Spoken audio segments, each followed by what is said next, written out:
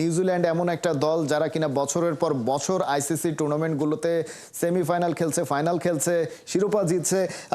একেবারেই ধারাবাহিক একটা দল, স্পেশালি এমন একটা দল যাদের আসলে পার্টিকুলার কোনো তারকা নির্ভর নয়, পুরো দলটাই আসলে একটা তারকায় ঠাসা দল বলতে গেলে, এবং সবাই আসলে ব্যালেন্সড ভাবে পারফর্ম করে থাকে।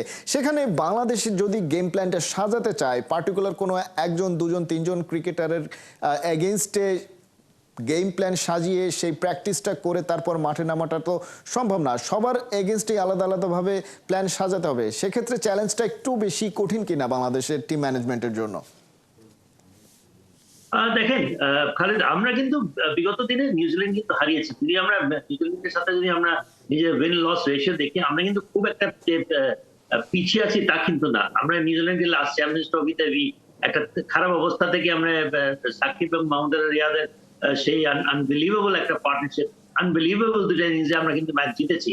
সুতরাং it is not that we have not beaten New Zealand also in their own backyard almost.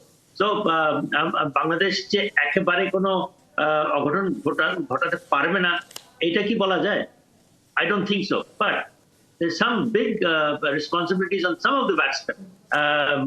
বিশেষ করে ওপেনিং ব্যাটসম্যান, আমাদের ওপেনিং ব্যাটসম্যানরা খুব আর্লি উইকেট দিয়ে দেয়।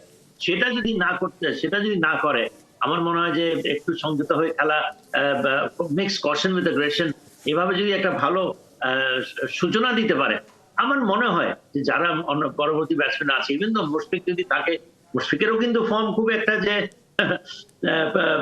প্রশংসার দাবি রাখে তা কিন্তু না। But we still have players, Zakir Ali, Hridoy এবং Rishad Hossain later on. See we have batsman who are capable of causing a surprise, a few surprises here and there.